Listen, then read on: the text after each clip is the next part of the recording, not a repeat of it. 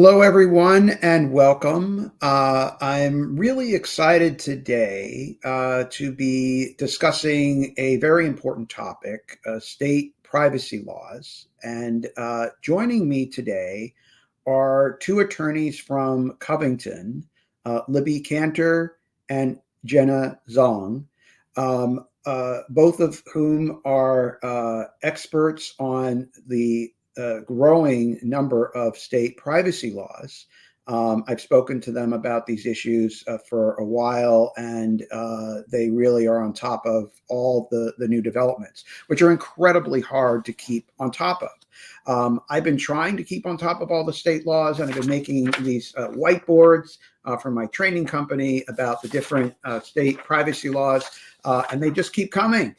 And these take me a while to do. So I keep creating these things, and then there's another law, and then more things to create. So I've made all these different laws, and it's exhausting because we've had just when I finish, and I'm doing a celebration dance that I finished all the laws last year. There's a new law, and then more new laws, and I think there are at least about five general state consumer privacy laws just this year, and there are more coming. Almost 20 states have laws like this. And then on top of that, with all the different laws, we have topical state laws that deal with health data and biometric data and children's data and more. So this is a really complicated landscape, and that's developing incredibly rapidly. And I think we really need some help understanding it, and so that's why I brought Libbie and Jenna here to help make sense of all this. And so first, I just want to ask you, what sort of new this year in 2024? What are some of the new laws that have passed this year, and can you just kind of give us an update of kind of what's gone on? Yeah, I'm happy to take it. And actually 7 states enacted comprehensive privacy laws this year. So January came in hot. We saw both New Jersey and New Hampshire adopt Connecticut-style privacy laws right in January of the year. And then things were quiet for a couple of months. But in April, we saw Kentucky and Nebraska adopt Virginia-style bills, although Nebraska has a couple of quirks that mimic those in Texas's legislation. And then Maryland adopted its own bill, which, as I suspect we'll get to, does have some differences and has more stringent data minimization standards. And then in May, we saw Minnesota adopt its own law, which again has some unique elements. And in June, Rhode Island adopted a Connecticut-style bill. So a lot of activity at the comprehensive state level, and it's probably enough to pause, but I'll just briefly add that we also saw several states, kind of try and move forward these bills and get close, including Vermont and New York, and we can talk about that more if interesting. We also saw some states that already have these bills, like California, Colorado, and Virginia, actually pass amendments to their existing comprehensive privacy laws already, even though those laws, aren't so old. And then there's a lot of attention on ongoing rulemaking, particularly in California, and given that creates new substantive obligations in many cases. Wow. Okay. So where to begin here? And I guess maybe it might make sense actually to talk more and unpack when you said, a Virginia style bill or this style bill. We spoke about these issues about a year ago, and you gave a really helpful taxonomy of some of the different approaches that the laws kind of fell into different buckets or groups where, though no law is totally identical, there are some that are similar and then some that have slightly different models. And I'd be wondering, if you can go over that again a little bit, so that we kind of see, okay, what are the different models of the state laws, and kind of how do the new laws this year kind of fit into those models, and is there anything that diverges from that taxonomy?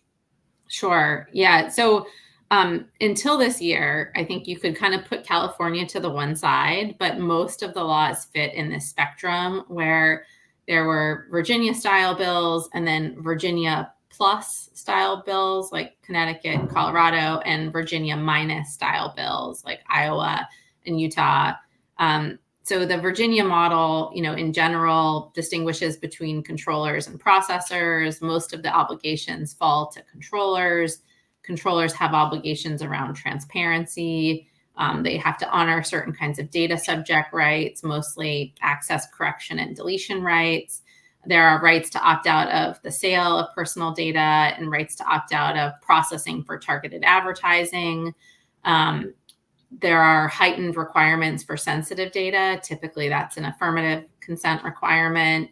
And there's some, data security expectations and a few other requirements. But you have, in most cases, except for the Virginia minus bills, you have obligations to conduct data privacy impact assessments, for example.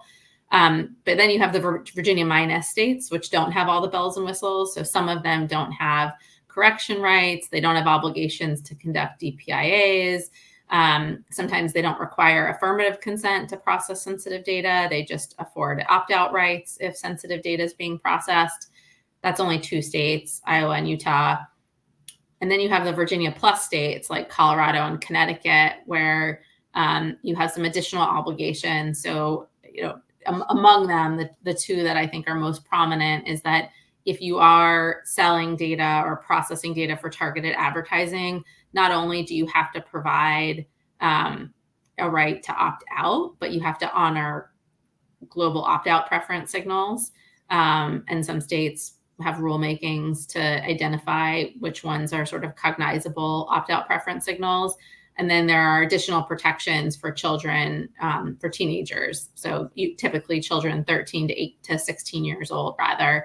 And so the default rule might be consumers have rights to opt out of the sale of their data or processing for targeted advertising. But in those states, for minors, again, typically 13 to 16-year-olds, the default rule is opt-in. So that's kind of the general taxonomy. But I do think this year we started to see more idiosyncrasies, and Maryland and Minnesota probably are the best examples of that. So, actually, let's get to Maryland and Minnesota. Those are really interesting because what interests me is the kind of the swerves or the real outliers in here, and it sounds like that maybe there's some new elements introduced to these models, or are these basically kind of the Virginia model with just a couple more pluses, or are these things that are significant alterations to that baseline? Yeah, I think, I guess it's Virginia plus, but it's, it goes beyond even what we see in Colorado and Connecticut. So it's plus, I guess. And they're, at least at this point, they're one of a kind. They're not quite similar to anything else we've seen. So in Maryland, the key differences are stricter data minimization standards. So for non-sensitive data, the rule is that personal data can only be collected and processed if reasonably necessary and proportionate to provide or maintain a specific product or service requested by the consumer to whom the data pertains. And then if the data is sensitive data, the data can only be processed if it's strictly necessary to provide a requested product or service, with absolute prohibitions on selling sensitive data. I do think that goes well beyond what we see in other states. California's rules do have a data minimization standard that echoes this in some ways, but most states have data minimization language, but it's tied to processing data in a way that's necessary and proportionate for the purposes disclosed to the consumer. And so these standards, which really require the processing to be proportionate to provide the product or service requested by the consumer, does seem to go beyond that and seem substantively different. There are some exceptions in the statute for things like fraud prevention and data security and legal compliance obligations, but I think businesses probably will be thinking about whether these are, significant enough changes that there require some changes to business as usual. And then Minnesota has a couple novel features, but I think that the two most prominent are the act has some additional rights for profiling. So many states have consumer produce legal or similarly significant effects. Virginia, I didn't kind of cover this in the taxonomy, but Virginia and the Virginia Plus states have those rights. But in Minnesota, consumers will have the rights to, in addition, will have rights to question the result of the profiling, to review any personal data that's used in the profiling, and if a decision is based on inaccurate personal data, to have the data corrected and the profiling decision reevaluated using the corrected data. And then in addition, the Act has some new kind of process obligation. So it seems to have a requirement for controllers to document and maintain a description of the policies and procedures that the controller. Whoops. I think that Libbie just dropped off. Oh, there she is again. I think you just dropped off. So you were talking about the Minnesota law and some of the process obligations on that law when you dropped off. Okay, great. Thanks for reorienting me. And briefly, they include things like documenting the policies and procedures that are in place. And there's a list of things that are supposed to be covered in the documentation, like the name and contact information for a chief privacy officer or another individual with responsibility, kind of how the controller complies with consumer rights requests and how the controller meets its data security obligations. So more of a focus on having policies and procedures and other documentation of how a controller is complying with its obligations under the law.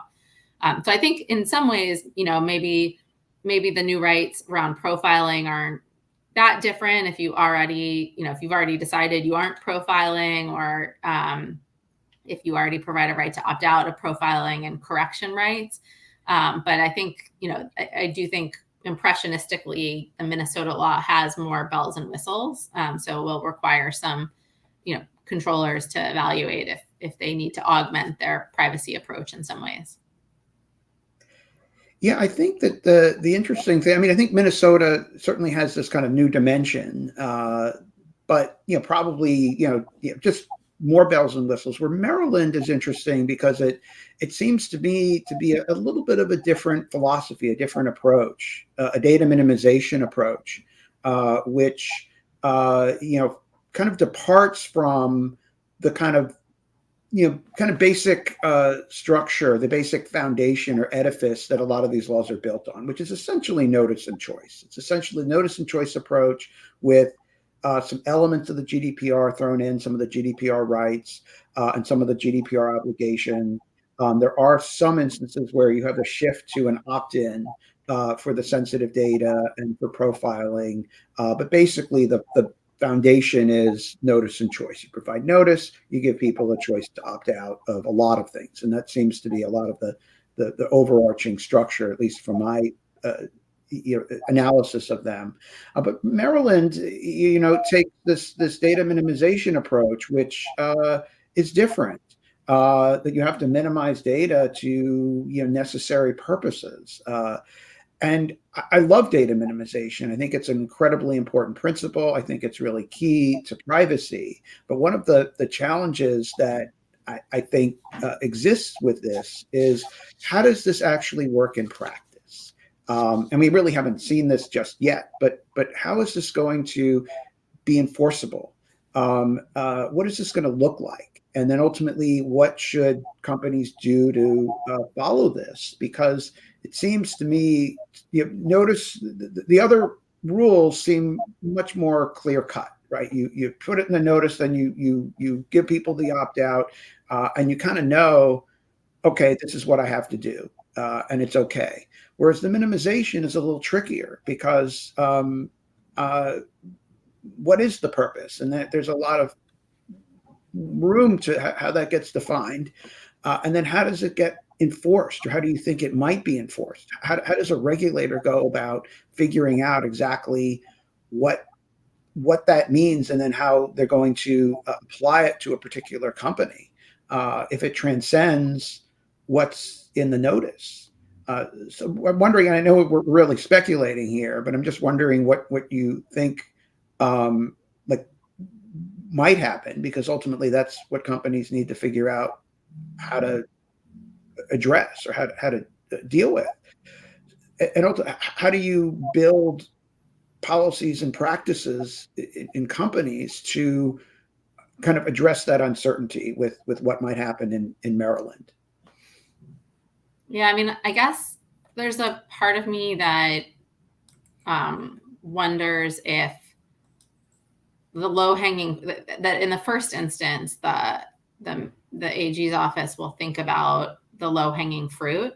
So examples where data is being collected and used and retained for very long periods of time that go well beyond sort of any necessary business purpose, almost coming at it from a data security lens, right? You really don't have any reason to hold on to this data. Why are you holding on to it?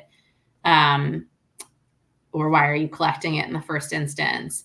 And I guess the tougher question is like when and if the AG's office starts to revisit the judgment calls that controllers make, that certain data, is reasonably necessary, not just to provide the product that's requested by the consumer, but for, there are close calls like analytics. Is that necessary to provide the product or not? I think ultimately, at least initially, the AG is going to be more focused on the low hanging fruit than some of those kind of close call edge cases. But I'm sure that businesses will be thinking about the edge cases and want to make at least a smart judgment call about, if they had to defend why they're collecting certain data, be able to explain why they're collecting it and why they need to retain it. No, it's really interesting. I mean, for me as a law professor, and one kind of on the outside, watching from the sidelines, I like the edge cases. So I'm 3 cheers for edge cases. But I think you're right that most practically to start, the enforcement will likely be on those who have strayed really, really far.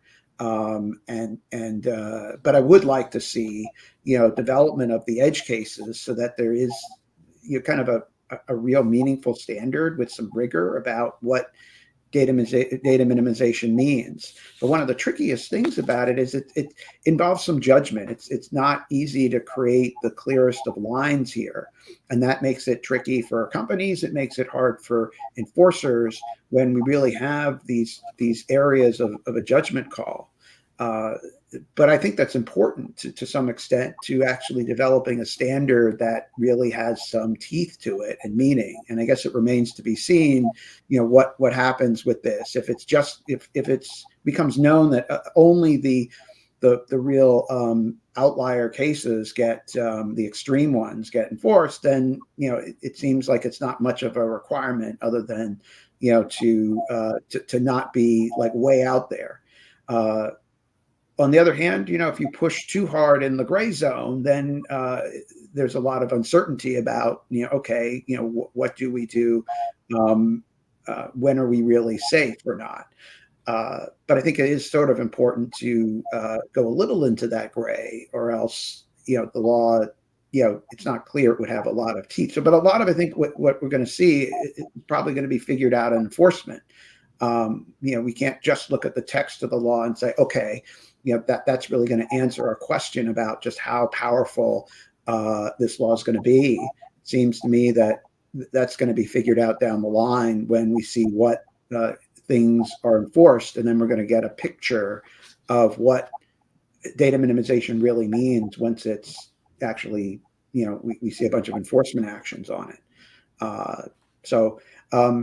But I think it's going to be very interesting, and it does require a different kind of analysis for companies to make than they've made before. At least at least in the US. I think you're right that there are kind of elements of this in Yeah, GDPR, less in the US. Yeah.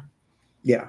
And I think that that's definitely, going to be, interesting. And I think some companies are already doing this and say, hey, this is really something we already are doing because of the GDPR.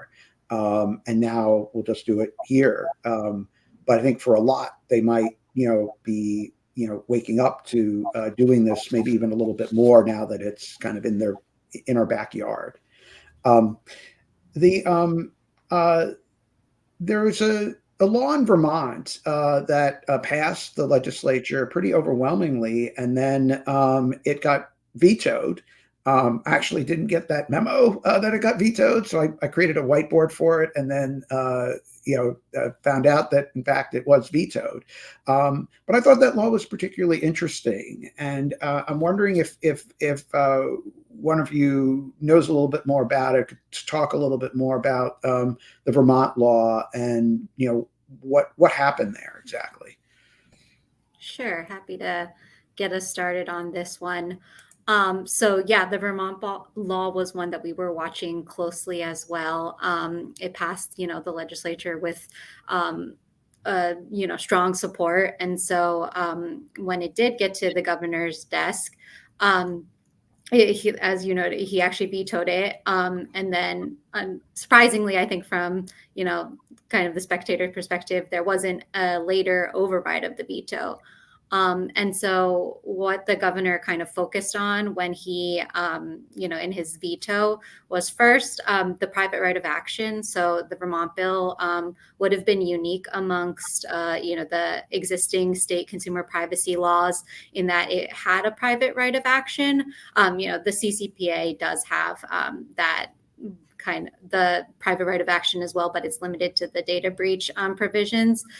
So the Vermont law would have had kind of a more expansive private right of action. The Vermont law, the governor also noted in his veto that one of his concerns was the Vermont bill's age appropriate design code provision. So the Vermont law wouldn't have been the first age appropriate design code. California had already passed an age appropriate design code, and Maryland has as well. I think, we might get into some of more of that later, but those are both like standalone bills. The Vermont law would have been the first one that kind of put the age appropriate design code into the main consumer privacy statute. And the governor, I think rightfully noted that the California age appropriate design code was already being challenged on, First Amendment grounds.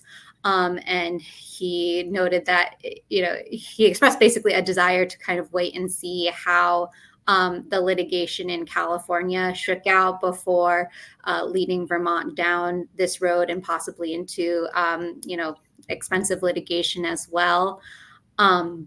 And then lastly, the governor noted that the Vermont bill was just, more complex and kind of expansive than some of the other state bills. I think there was, a lower applicability threshold, so it would have kind of put more businesses in scope. That has like a different definition of sale instead of just exchange of personal data for monetary or other valuable consideration. It also incorporated exchange for otherwise for a commercial purpose, which would have been, an expansion of that kind of what's in scope for a sale, basically. It also had some strong data minimization requirements. So just kind of, I think the general sense was this law maybe deviated too much from the existing models that we talked about previously. And then, like I said, the legislature never actually overrode the veto. Yeah, I find the whole thing really interesting, and in particular the private right of action. And I can kind of say something that most privacy lawyers can't, which is 3 cheers for a private right of action. I actually think I like private rights of action, even with all the flaws in our system, which I do think need to be addressed because I do think they are there's a lot of heat to make some light with the private right of action, but it it is a very important component of laws, at least in my view. So I was very excited to see finally a private right of action in one of these laws. So I was very disappointed when it got struck down for that. And I hope that, in the future, maybe there will be private rights of action in some of these laws, and maybe there's a way to balance to kind of minimize the kind of the problems with the private right of action, because there are some real benefits to it. I wonder to what extent, I don't know if you can answer this, but with certain states, Vermont's, a small state, big states like Texas and Florida and California can enact laws, and they're bigger, so they can kind of maybe be a little bolder. And I wonder, when there's a smaller state, to what extent does the state realize, like, hey, we're not California, we're not Texas, we're not as big. Can we go further than those states, or do we have to go lighter than those states? And I wonder to what extent a state, kind of legislates to its size or power versus not. And I don't know. I wonder, like, if Vermont were California, would the law have been vetoed? And the other wrinkle I wonder too is, that there was kind of the whole dimension of that age appropriate design code in it, which I think, unfortunately mixed in with it, because that, and we'll talk about that later, those laws do have some being litigated a lot, and there are a lot of First Amendment challenges with those laws, which are not present with the general consumer privacy laws. So I wonder, if those parts weren't there, if it would have changed the equation or not. So I don't know if you have any thoughts on any of that, but I'll just throw all that out there and see if anyone has any reaction to, what to, because I think it goes to, like, what is the state likely to do? Would like a state like New York or Pennsylvania or others, would they feel emboldened to take a bolder approach than a state like Vermont? Or have you not really seen a pattern there at all? I mean, I think with respect to your point about the ongoing litigation and First Amendment challenges to age appropriate design codes, Governor Scott, specifically mentioned concerns about that. So I think, it's worth taking that at face value, that was a component of it.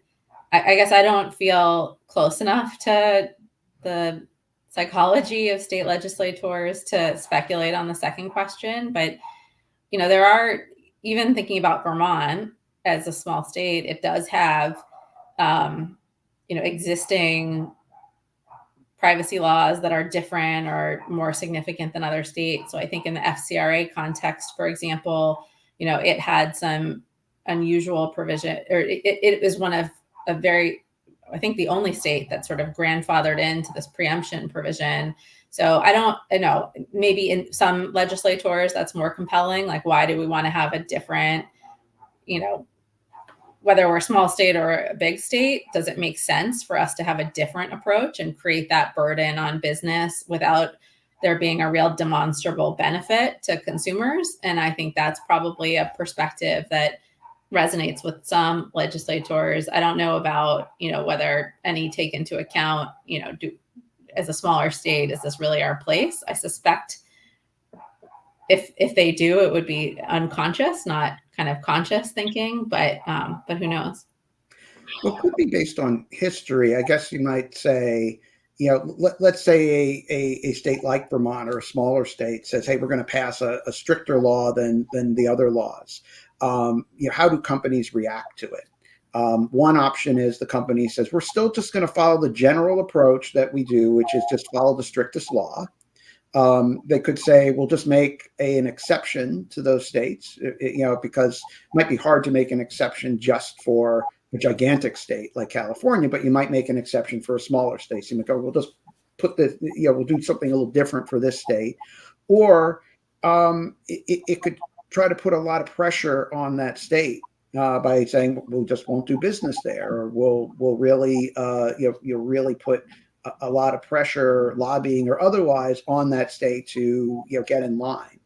My sense is it's one of the other two approaches, but I don't know. But not so much that a state would think, oh my gosh, if we pass this, we're going to no one's going to do business in our state. I don't think that's happened before with states that have gone stricter. Companies have still somehow, still business goes on there.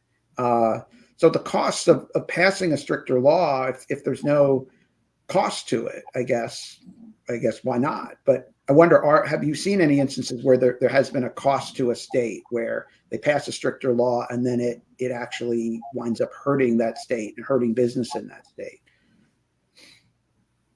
I can't think of a concrete example, but I do think it's something that, I think it's persuasive that, you don't necessarily want to create a stricter law just to have a stricter law. You want to make sure there is, a tangible benefit to consumers, and consumer privacy is furthered in a meaningful way that merits, any deviations, because it does create burden and friction and a diversion of resources to have businesses creating state-specific privacy compliance strategies as opposed to focusing on the big picture and protecting consumers.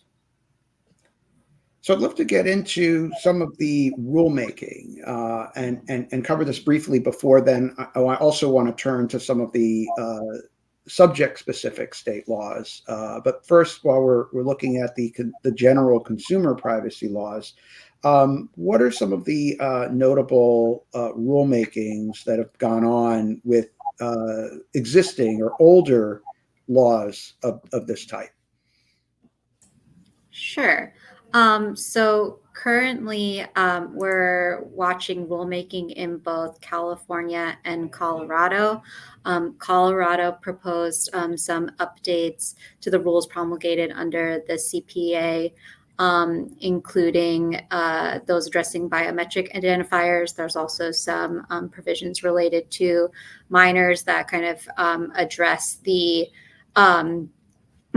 Colorado's SB 2441, which is sort of a AADC light bill that we could talk about a bit later. So that's what's going on in Colorado currently. California has also proposed some new regulations under the CCPA related to automated decision making. So unlike a lot of the other consumer privacy laws that have provisions related to profiling, the CCPA, when it was first enacted, sort of punted on that topic and said that would be addressed via rulemaking. So now we're seeing some of that rulemaking on the automated decision making getting underway. They've also added some proposed rules on cybersecurity audits and also risk assessments. So, with all this, is there a general approach that companies you see are taking? And I guess you spoke about before the kind of Virginia minus laws, the Virginia plus laws, and then the Virginia laws, kind of. And for the ones like, let's say a company's trying to figure out what's our compliance strategy. How do we comply with all these different laws? Do we do a kind of state by state approach so that only in the Virginia plus states will we do the plus stuff, and then in the minus states we'll kind of do the minus stuff? We'll tailor it to the three areas, or do they generally just say, look, we're just going to do all the plus stuff because we just want to comply with the toughest law, and so we're just going to set that as our standard? I'm curious what you see happening. Like, how are companies approaching this? Or there's certain things where they'll do like, okay, we'll do this plus, but only for some states, but then this other plus for everyone. Yeah. There's another dimension to your question, which is there's all these states that don't have these laws yet. And does it make sense to do something in those states or not? I mean, I think I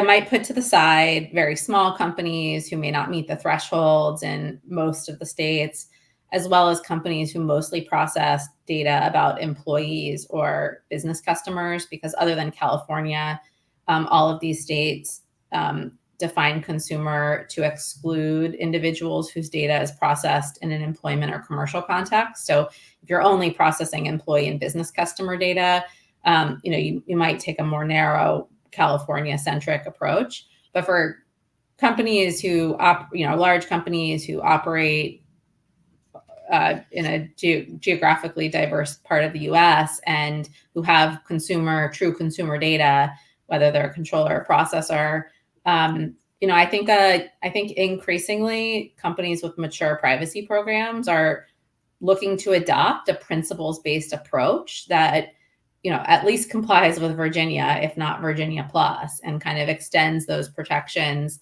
in most places, or at least extends those protections in a way that can easily kind of ramp up and turn on the light switch to honor data subject rights when a new state passes privacy legislation and begins to recognize those rights. And I think the benefit of taking that principles-based approach is that you're already kind of 80 to 90% there in terms of the obligations for most states. And you can then focus your change management resources on the narrow ways in which some states deviate or have differences. And so when those state laws kind of become effective, you can invest your resources there, or kind of get comfortable that what you think might be a difference is a distinction kind of without a difference, and the existing compliance you have in place is adequate. So I think that's, at a high level, what I see.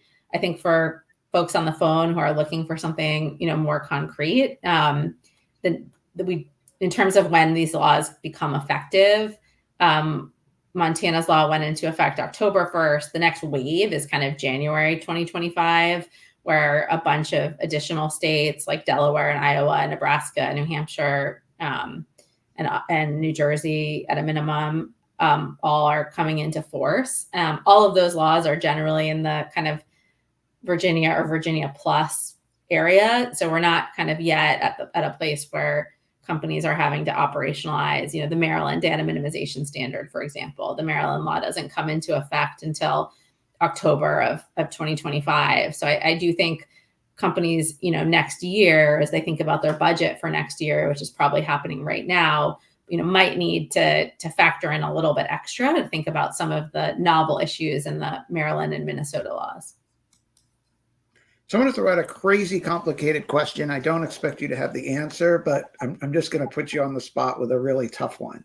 And it's this. The sensitive data. The states define sensitive data somewhat differently, and they have slightly different lists for sensitive data. And that's important because in a lot of them, in most of them, it's an opt-in for certain uses of sensitive data. So it becomes really tricky. How does a company comply when you have all these different sets of sensitive data, all these different definitions? And I've written about this. I actually think sensitive data is not really workable in practice. I don't think it's actually possible to comply with sensitive data. But I'm wondering, if you have any sense of like what to do. How do you actually, create a system where, in one piece of data in 3 states is sensitive, but not in another 3 states, and then something else, and so it's actually bewildering. And I'm wondering, how do you, like, what does a company do to kind of comply with that? Because the rule is actually pretty dramatically different for sensitive versus non-sensitive data. And I haven't really seen anything about exactly, how this is actually complied with. I'm just wondering if you've heard anything or know of, like, what's the strategy here? Yeah. Okay. I'm echoing, but hopefully you guys can hear me.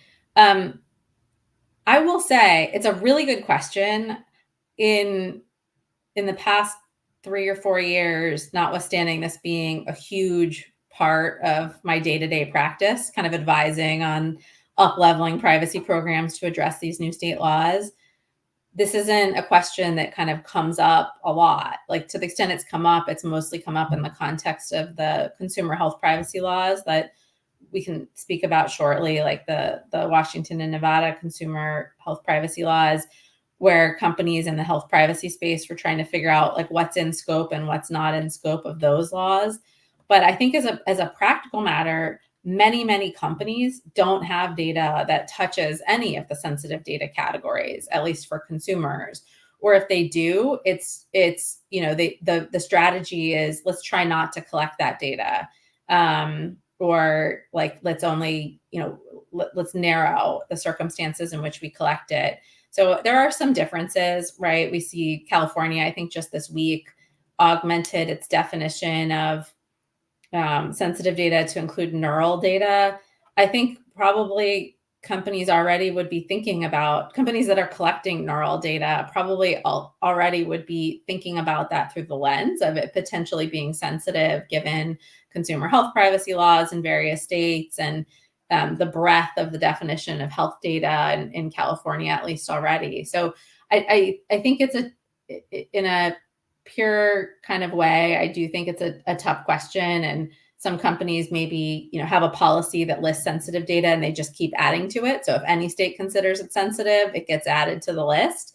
But as a practical matter, there are probably more companies where that's less impactful than some of the operational issues around, honoring choices for for pixels and other targeted advertising technologies and things like that. So I want to shift to the state topic-specific laws, because we see in the states that they're enacting laws dealing with a lot of different categories, from health to biometric information to children's data, online content moderation, AI. I think those are the main categories that we're seeing here. And I'm curious if you could just provide a kind of bird's eye view of this landscape of these more specific topic laws. What sort of has happened in the last year regarding this type of state privacy law? And I'll contrast that to the consumer privacy laws we've been talking about, are kind of general consumer privacy laws. They apply to all or a wide range of commercial transactions and a wide range of different types of data, whereas these laws seem to be focused on specific things, very more narrow, like just biometric information used for identification or health data. But some of these actually could be surprisingly broad. But anyway, I'm curious if you can just provide an overview of what's going on in this domain. Yeah, well, maybe I think you capture the key categories. Maybe I can cover consumer health data and biometrics, and then Jenna, maybe you can cover some of the kids' privacy and social media laws.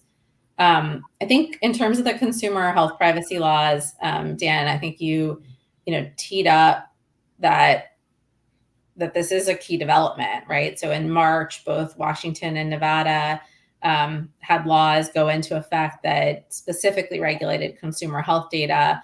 And they, if you're complying with comprehensive privacy laws in other states, you weren't necessarily kind of all the way there in complying with these consumer health privacy laws. One, the scope of consumer health data in these laws is potentially broader than the scope of health data that's protected in other states. And while other states generally required consent to process sensitive data, not including some states like the Virginia Minus states and California, but in most states, the Washington and Nevada laws require consent to collect and process consumer health data other than to provide the product or service requested by the consumer, and a separate consent to disclose that data to third parties. So the consent requirements are more stringent. And then they also, provided some additional wrinkles in terms of data subject, right? So the one that I think I spent the most time thinking about was an obligation that to provide consumers who request it information, not just about the categories of third parties to which their data had been shared or made available, not shared in the narrow sense of California, but shared in the common vocabulary sense. But not just the categories, but the actual identities of the specific third parties to which their data had been made available. So I do think a lot of clients spend a lot of time thinking about the Washington and Nevada laws. And while I disagree with your perspective on private rights of action, factually, it is the case also that Washington's law has a private right of action, which is another reason why, companies, which were already taking the law seriously, approached it, sometimes more conservatively than they might otherwise. So those laws enacted separate consumer health privacy laws. We also saw other states, though, like Maryland, for example, and Connecticut, add definitions of consumer health data into their general comprehensive privacy laws as sensitive data. I think those laws, effectively create a more expansive definition of sensitive data to include data from which, health-related information can be derived in some cases, at least where the information's, sufficiently probative of health status. But they were sort of less impactful in terms of the consent standards and the data subject rights that consumers have. So those are the consumer health privacy laws. In biometrics, we saw a couple of different developments. I think one key development was that Colorado passed a law kind of like the Illinois Biometric Information Privacy Act that has been the subject of a lot of litigation. So many states think about passing BIPA copycats every year, but Colorado is sort of the first one to do so in a number of years.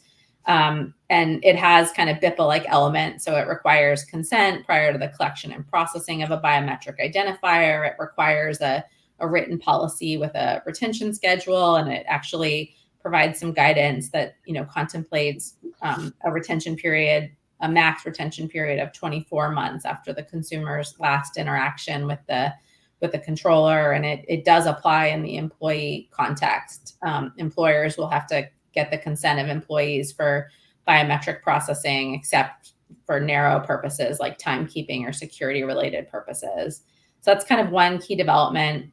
I think a second key development is that Illinois actually amended BIPA to limit the penalty provision. So there's just been an astronomical amount of very expensive litigation in Illinois, including litigating kind of losing the forest for the trees a little bit and litigating kind of questions like whether the consent was adequate, kind of more formalistic arguments. But the amendments narrow recovery for a single collective violation. So where a consumer obtains the same biometric identifier from the same person using the same method of collection, they clarify that's just one violation, not a separate violation each time the biometric identifier is collected. And then I think the third major development is that some of these, there's sort of an increase, the scope of what is biometric data arguably is increasing. So both in Colorado and California, actually, we see kind of some regulation of biological data or neural data. So in Colorado, they expanded their comprehensive privacy law definition of sensitive data to include biological data, which includes neural data. And then California earlier this week did something similar. So I think that's probably a lot. And maybe I'll pause there and let Jenna talk about children's privacy. Sure. Thanks, Libbie. And I think what's really interesting about the children's privacy space is at this point, I think calling it just children's privacy is becoming a bit of a misnomer. A few years ago, all we really were thinking about in terms of children's privacy was the federal law, COPPA, Children's Online Privacy Protection Act.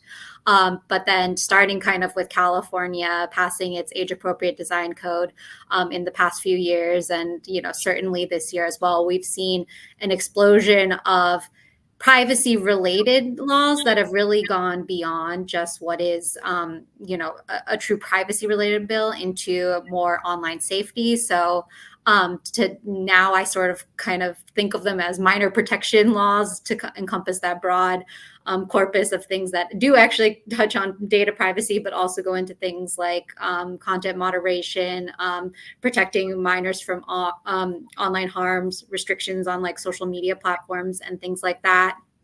And so to roughly kind of break it into some broad categories, I kind of bucket them into 3 groups of, first, the age appropriate design code laws. So this is California's, and then Maryland passed one as well this year. Those are the full on age appropriate design codes, but then Connecticut's SB 3 and also the Colorado law passed this year, SB 2441.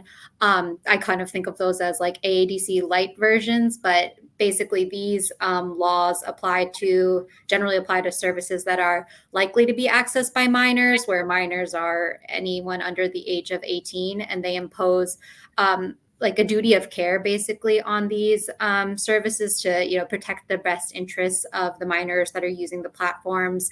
They have a wide range of like substantive provisions. One of the biggest ones is biggest in the sense of kind of common across all of these is the requirement to do like data protection impact assessments that aren't necessarily your typical like data privacy DPIA, but more of a kind of assessment of the potential risks to minors on these online services, and then how the operator takes actions to mitigate risks to minors. They'll also include provisions like requiring default settings for minors to be set to a high level of privacy by default, not restrictions on profiling minors by default, where profiling is a very broad sort of just automated decision making based on personal data. They'll also include things like prohibitions on collecting geolocation information or requiring signaling to minors when they're being tracked. So it's all this kind of, the idea basically being to design the product in a way that takes the best interests of minors into account. Contrasting that with some of the social media laws that we've seen been enacted this year. These laws tend to focus not broadly on services likely to be accessed by minors, but specifically targeting social media services, and kind of the definitions sort of vary, but basically the idea being services where users are able to like interact socially. And in contrast to the model of requiring the product to sort of be created in the best interest of children, these laws tend to focus on parental consent for minors to use the services. So the approach kind of being that minors shouldn't be on these services unless their parents consent. And then many of these laws give parents a significant number of rights to sort of oversee their children's use of these services. So things like access to the minors, like personal information on the service, the ability to set screen time limits, time of day limits, abilities to change a minor's privacy settings. So again, sort of the idea being that the onus should be on parents to oversee how their children are using these services. And then the third kind of smaller bucket is laws that I'm sort of considering like COPPA-like, but sort of expanding COPPA's protections. We saw a lighter version of that out of Virginia. They passed a law that basically just extended COPPA's protections to some specific types of data processing, things like profiling, collection of geolocation information, and just requiring like a sort of additional parental consent to those specific data processing activities for minors under the age of 13. But then the big one in this category is the New York Child Data Protection Act. And so this law is a bit of an outlier in that for minors under the age of 13, it just says, like process in accordance with COPPA. But then for the teens, it requires informed consent from the teen to undertake the processing of their personal information, subject to some specific exceptions of where the data might, like processing personal data, might be strictly necessary to do some limited purposes that roughly align with what we see in COPPA's support for internal operations exceptions. So basically, the things that would be necessary to provide the product, strictly necessary to provide the product, but not going beyond that. California had proposed a similar bill to the New York Child Data Protection Act, but it was vetoed by the governor, I guess, at the beginning of this week. And so that leaves New York kind of as an outlier there. And then sort of what's layering on top of all of these laws as well is that there's been a significant amount of litigation, particularly related to the age-appropriate design code in California and then the social media laws. So in addition to it being an extremely dynamic space in terms of what new laws are being passed, there's also the added complexity of having to stay on top of the status of litigation and whether any of these laws actually go into effect. So the only one of the social media laws so far that has actually taken effect without being preliminarily enjoined is the Texas Scope Act. And even that had some provisions enjoined, but the majority of the act has now gone into effect. So I think what's particularly challenging about this space is, unlike how we were talking about with the state privacy laws, where we're sort of seeing trends of, the Virginia model, Virginia plus, Virginia plus plus, there is really a ton of variation amongst these minor protection laws. And so trying to come up with, we are, to the extent that clients are coming and discussing these laws with us, we are trying to take that similar approach that Libbie said about, a principles-based program. And I think that that's a really smart thing for companies to do, of think of a principles-based minor protection program. But these laws do have a ton of idiosyncrasies and nuances, even just figuring out what services are in scope necessarily. So it's just a bit of a confusing space at this point. Wow. So we are at the end of the hour, and I do want to note, there's always this kind of vague hope that somehow there'll be a federal privacy law.